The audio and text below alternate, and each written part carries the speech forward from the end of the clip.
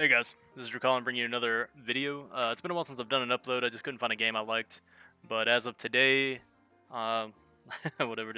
As of today, August 18th, 2020, a new game launched. It is called Kingdom of Heroes Tactics War. This is available on iOS and Google. I've been using it on Google. I've already been playing for about an hour. I'm level 5. It's a standard gacha style game, but it brings in that tactical thing, kind of like Final Fantasy Tactics or something similar, where your distance matters. Certain abilities pushes other enemies back. But I wanted to be one of the first people to kind of come out and introduce the game to you, do some summons and everything else. I don't really have anything. I'm going to buy some packs later, and I'll make a separate video of that. But I was just going to do the basic generic start off summons that we can do. It kind of lets us summon. I mean, obviously here you can summon based off rotations, but I guess we need to do a quick overview of the game. All right, so standard menu setup. You've got heroes, runes, achievements. You can join guilds. You've got arena. These 6 tickets up here at the top, that's your arena. The lightning bar is your energy. Your levels in the upper left-hand corner. Like most of these games, you can change your avatar. I haven't joined a guild yet, but guilds are in the game. People are already trying to build up and make some moves. Obviously, being the first day, it's a good time to kind of start. I guess I need to rename my account as well. I'm not really sure how to do that. Let's see. Yeah. But we'll go through that later. Or I'll rename my account later. No point in making you guys wait on that. You can also change the character that is your primary model with this little cogwheel here. I chose Freya. Freya was if you pre-registered for the game, you get Freya, you get a bunch of free currency, free summons. If you didn't pre-register for the game, you still get Freya. It just means you have to go down and work on your path of progress. Like a lot of these games, what you're going to want to do is you want to do your daily missions every single day, collect these rewards. At the same time, I've already collected 2 out of 3. You get this path guide. I definitely recommend following this path guide. Don't jump ahead of it. Just go along with it. If you jump ahead of it, you're going to end up repeating things like upgrading more runes that you don't necessarily want to waste the currency on. You're going to run out of summons if you just summon things 10 at a time instead of just doing 1 to 3 at a time. So just follow this and it'll get you through the first few pieces of the game pretty quickly. The starting heroes are pretty nice. Seems like the game definitely wants you to succeed early on. If you click on the battle button in the lower right hand corner, you can see they've already got events running. They've got XP events running. They've got Rift events running. You can collect in-game currency from running these events. Crystals, the purple icon at the top, that's your paid currency. Obviously, you get a little bit in the game, not a ton. Right now, I've only made it to the 4th zone. We've cleared the 3rd zone. We haven't done any of the hard modes yet. Like I said, we're only level 5. We've only been playing for about an hour. But I'm pretty excited about the game. I can't wait to see how it progresses, especially with the tactics part. I think it's going to make for some really interesting PvP scenarios, right? And we all love PvP. We also love the summoning. So without further ado, and to keep this video from being too long, all right, so we got a happy hour event. As you can see, they just kind of pop out energy. But if we look at my storage, I also got this 5-star select summon chest. I don't know if they gave this to everybody for logging in the first few days or not, but I think it is a first-time login reward just to kind of get people interested in the game. Can't get a light dark hero, but we do get to select what we want. I haven't done any research. There's a codex in the game. You can kind of go through that, look at the hero's abilities, decide what you want. Like these other games that are out there, you have light, dark, water, fire, earth. They call it tree, I think, but same gist, same color coding. Fire is strong to earth, earth is strong to water, water is strong to fire. So follow the standard progression. We've also got an XP booster. That was one of our quest rewards. So let's go ahead and do this 5-star summon to finish out this video. As you can see, the character models look pretty nice. I'll probably do a fight too after this just so you can see what they look like in game. Alright, so I'm going to go through here. See if I don't have any Nat 5s yet. I've just got Freya, which was the Nat 4. So, whatever waifu, gaifu you want. And I've already got Freya's a dark hero, and she's a mage class, and she does damage over time. So we're not looking for a damage over time hero. We're going to be looking for something that, well, there we go. Hero info is what I was looking for. Is either going to be a great healer or a great DPS. Now, a lot of times in these games, you want to focus on a good AoE farmer. That might be the case in this one. I haven't made it far enough to know. So if we see an awesome AoE farmer, that's what we're going to go with. If we don't see a good AoE farmer, we will focus on a healer first. What you're looking for in a good healer is either really strong continuous heals, really strong burst healing, or maybe a really good dispeller slash cleanser. So right here we've got slashes enemy with the target area with a flaming blade. Successful hits have a 60% chance to inflict continuous damage on enemies for 2 turns. So continuous damage, single target on this one, and then so she's got 2 AoE abilities. Let's see, and this does, and both of them do continuous damage, and they reduce attack for 1 turn. So that's got multiple uses. Every successful hit reduces cooldowns. That's pretty nice. So right now, Ifrit's looking pretty good. Let's take a look at, we're going to go with the waifu, so we're just going to avoid the guys for now. We got Lilith up next. She's also a fire type, fire mage. Skill 1 is Soul Whip. Attack a target enemy while whipping its soul, knocking them back 1 tile. Successful hits have a 30% chance to stun the target for 1 turn, so a skill 1 stun, pretty nice. It looks like it stays at 30% even if it gets skilled up. Skill 2, absorb a target enemy's life force, recovering 7% of damage inflicted with HP. The skill's damage increases when you have lesser HP.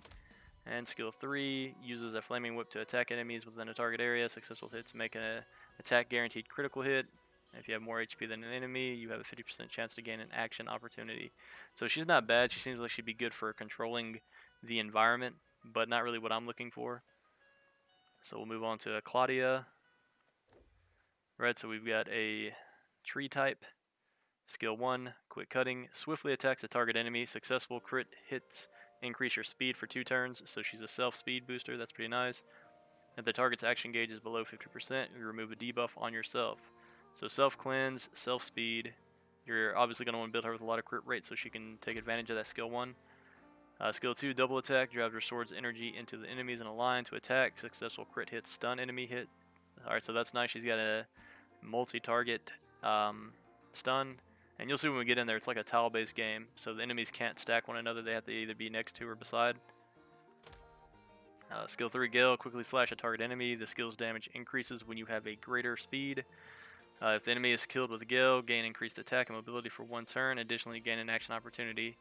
Right, so she seems very good as far as the self-speed buffing, which correlates with skill 3, and the multi-tier stun. What's her leader skill? Alright, she increases the speed of only tree attributes, but that's still pretty nice. Alright, we've got Freed next.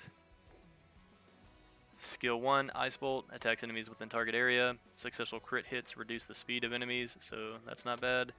Attacks enemies within a target area. Successful hits reduce defense of enemies for 2 turns if they have an active speed debuff. So you would want to use skill 1 into skill 2 to get that defense down.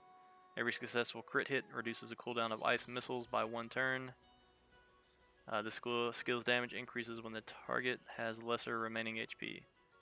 Oh, and you get a duration increase, so you could decrease the target's defense for 3 turns while taking your cooldown down drastically. I mean, if it does every crit hit, we'd have to test it, but if you hit 2 or 3 enemies, you might be looking at no cooldown time and reuse this ability, so you're doing another AoE attack. If they maybe resisted your first defense breaks, it'd be good.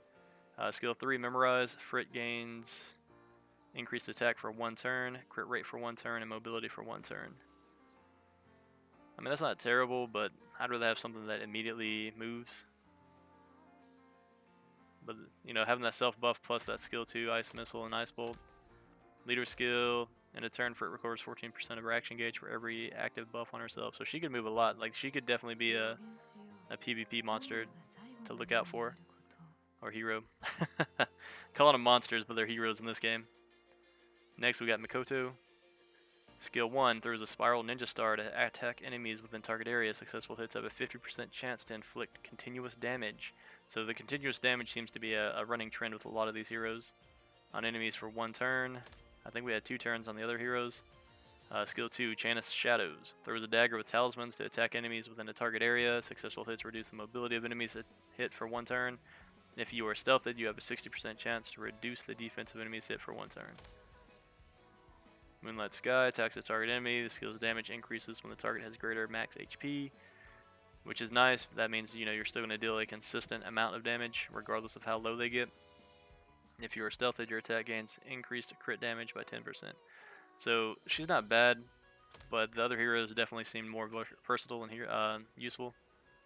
So we'll keep moving along. Vivian, she's one of the key characters in the storyline. Ice hero fires a frost arrow at enemies within a target area. Successful hits have a 50% chance to increase the glancing rate of enemies for 1 turn. Hand of Freedom on skill 2. You and surrounding allies gain debuff immunity for 1 turn and increased defense for 2 turns. This is on a 6 turn down to 4 turn cooldown. That's pretty nice. This is definitely useful in PvP, especially on defense teams. Healing Hand for skill 3 recovers 35% of max HP of a target ally. If the target has continuous recovery, Healing Hand's cooldown is reduced by 2 turns. So big ol' buff, or big ol' heal coming from her skill 3. The final skill, at the start of the turn, Vivian removes 1 debuff from the ally with the lowest HP percent and grants them continuous recovery from... Alright, so she can... Yeah, her S4, or leadership skill, kind of tailors into this Healing Hand ability, so that's pretty nice. She seems like she's probably one of the better healers that I would go with because of her skills. That immunity is always huge in these games. Next up, we've got Morgan. Uses magic with a Queen's Scepter to attack a target enemy. Successful hits have a 50% chance to reduce all cooldowns of Morgan's skill by 1 turn. If the target is afflicted with a debuff, all of the target's cooldowns are increased by 1 turn, so that's pretty nice. Calls forth the Breath of the Deep Abyss to attack enemies within the target area with a guaranteed critical hit. Successful hits have an 80% chance to put enemies to sleep for 1 turn. Extreme Magic summons a meteor shower from a different dimension to attack enemies within the target area. Successful hit inflicts continuous damage for 1 turn and makes this attack a guaranteed crit hit. Additionally, successful hits have a 60% chance to reduce the defense of enemies hit for 1 turn. So that's pretty nice. You can add another continuous damage with skill ups. Not as excited about her. I mean, the skill set's definitely useful, but it's not what we're looking for early game. Esperanza, Swift Blade, quickly slash enemies within target area. Successful crit hits have increased crit damage by 5%. This skill's damage increases when she has greater speed. And as you can see, she gets a ton of crit damage and damage boosts, but a lot of skill ups are needed for that skill 1. A lot of skill ups are needed for all of her skill ups. Skill 2, Lethal Blade jumps into the air, performs a downward attack on a target enemy. Successful crit hits have increased crit damage by 5%. Successful hits make her go into higher gear, granting an action opportunity. Base crit rate is increased by 15%. Additionally, if a minimum of 4 heroes are alive at the start of the turn, all allies gain increased mobility for 1 turn. Now that seems pretty nice, right? So mobility and the action status, that's talking about the attack bar basically of who goes first. So this probably would be great for helping your team take that first turn. If she doesn't kill the enemy, she gains another attack, or gains increased attack, so that's pretty nice. Yeah, she seems like she's got a pretty good skill set, but not really what we're looking for. I mean, she's definitely a useful monster, or hero. Prey commands Ghost Hawk Horo to attack target enemy. Successful crit hits reduce all of your cooldowns.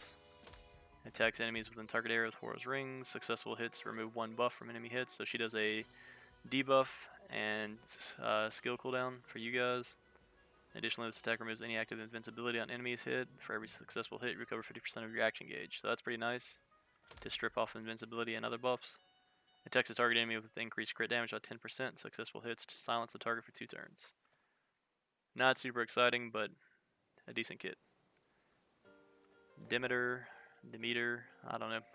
If you guys see me pronounce something wrong, call me out in the comments below. See, so we got Vigor Recovery. She seems like she's going to be a healer. Attacks enemies within a target area. Successful hits reduce all your cooldowns by 1 turn. Successful crit rate recovers 6% of max HP for every enemy hit to the ally with the lowest HP percent. Blessing of Vitality reduces all cooldowns of the target ally by 1 turn. Additionally, removes 1 debuff from all allies. And Blessing of Vitality's cooldown is not reduced by this skill. Skill 3, Life Harvest, attacks enemies within target area with a leeching attack. Every successful hit recovers 20% of max HP of the ally with the lowest HP percent. Successful crit hits grant the recovered ally a shield for 20% of max. So she seems like she's probably the best healer we've come across so far. With the cooldown reduction, the skill 1 heal for the lowest HP ally. So if you were looking for a healer to take you through the game, and to help out with PvP later on. Seems like she'd be pretty good at it. Leader skill, increase all allies' attack in dungeon battle by 42%. So yeah, she seems like she'd be great for PvE and pretty decent PvP as well. Alright, next up we've got Bunny. Attacks enemies within target area. Successful hits have a 50% chance to steal one buff from each enemy hit. Every successful remover buff reduces Still Magic's Encore. Still Magic Encore, which is her skill 2. Attacks enemies within the target area. Successful hit steal 2 buffs from each enemy hit. Successful crit hit steal an additional 1 buff from each enemy hit. The skill's damage is increased when enemies hit have more active buffs. Additional 30% accuracy is applied to the attack. So in terms of a stripper, and I guess maybe that's why they chose her character model as a little bunny girl. This definitely would be the best stripper in the game, I guarantee it, based off the way these skills are set to feed into one another. If Bunny has a minimum of 1 buff at the start of the turn, she removes 1 debuff on herself. If she has a minimum of 3 buffs, all allies gain increased attack for 1 turn. And she has a leadership skill of accuracy of 28%. So that lowers your rune requirements for her because her other abilities give basically 30% accuracy plus a 28% accuracy leadership skill, so you could focus on damage or something else with her. Not bad. Obviously, she'd be best in PvP and Guild Wars. Alright, so next up we've got Raja. Raging Claws on skill 1 attacks the target enemy, so single target skill. The skill's damage increases when you have greater speed. If the target has an active debuff, successful hits inflict 1 continuous damage on the target for 1 turn. Emperor's Cry, enemies shudder in fear at the King's Roar, attacks enemies within a target area. The skill's damage increases when you have greater speed. Successful hits silence enemies hit for 1 turn and removes 1 buff from them. Yeah, so she's got a little bit of strips. Not too excited about her. Don't think we're going to go with this one. Next up, we have Hotaru. As an archer class, skill 1, set off fireworks, attacks enemies within a target area and knocks them back 1 tile. Successful hits have a 40% chance to reduce the mobility of enemies hit for 1 turn. Every successful mobility reduction recovers your action gauge by 8%. So basically, if you move somebody back and their ability is no longer close enough to hit you, you could be saving your back line. You might even save your front line by saving yourself a turn because now they have to move again.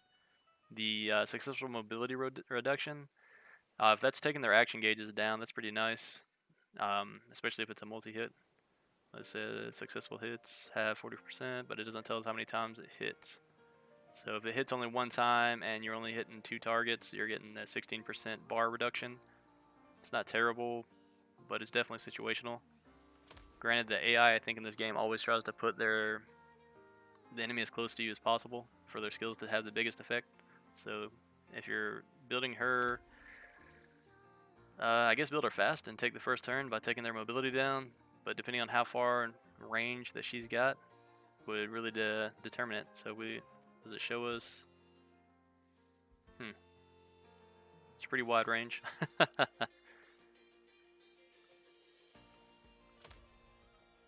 Alright, so skill 2, we've got Night Sky Star Mine, fires a meteor shell at a target enemy within 1 tile from the target. Successful hits have 55% chance to increase the glancing rate of enemies hit for 2 turns.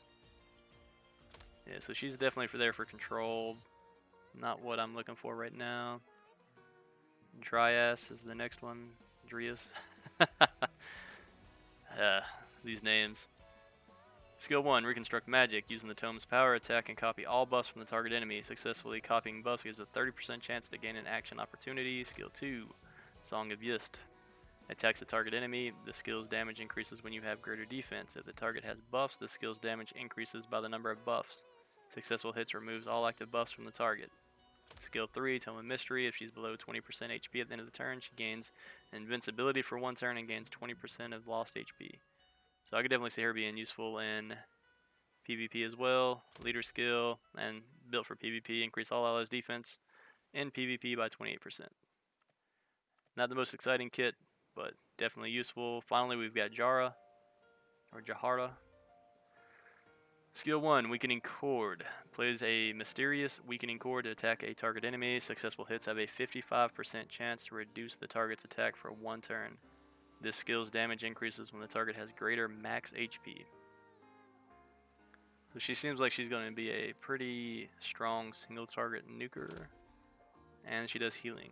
Recover 25% of a target ally's max HP. If the target's HP is below 35%, you recover an additional 20%. And Harmonic Renewal's cooldown is reduced by 1 turn. And then you can increase the duration of active buffs on your allies for 2 turns. And if they don't have a buff, give them speed for 3 turns. So not a bad hero. Leader skill, defense to everybody. But right now, I think I'm still feeling Ifrit. And I guess the percentages they're showing us, yeah, so a lot of people have gone with Ifrit, right? So if we go through here and we look at it, we have Ifrit at 38%, Ingwe 16, 7% on Lilith. Now, I don't know if people are just selecting without reading their skills, but even I at the beginning said I was thinking about going with Ifrit as the fighter. But if a 38% selection rate with her, and we want to have an advantage later in game, even if it slowed us down, we may want to go with a different hero that can kind of counter Ifrit, because you're going to be seeing her in Guild Wars a lot more. So her skill 1 again is a slashes enemies with target area with a flaming blade, 60% chance for continuous damage, which Freya can do that for you, right? That's a free L&D Nat 4. Then we've got Finish Off, attacks the target enemy. This skill's damage increases when the target has more active debuffs. Successful hits block HP recovery, so you've got an HP recovery block. So that skills with her skill 1 pretty well, or scale as well. If the target is killed with this attack, Finish Off's cooldown is reset. Yeah, we're going to go with her because it's going to make it so much faster climbing through the game. Like, I really want to just kind of counter her, but because they give you free Freya, and they give you her, we'll go with this, and you know how we're going to do it on this channel. We're going to buy some packs. We're going to buy some packs, we're going to do some summons, we're going to make this happen. So let's just go ahead and go with Ifrit, because she pairs so well with the other hero that we've already got in our box for free. Alright.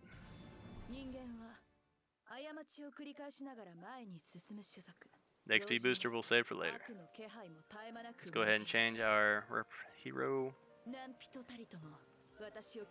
Alright guys, that's going to wrap it up for this video. I'll definitely be putting out more content today, tomorrow, and over the next few days. If you like what you see, please like, subscribe, leave a comment below. I know it was a little long-winded in this one, but just wanted to give you guys an introduction to the game and the Nat 5 I chose and why. So I hope you guys log in, play the game, and enjoy it.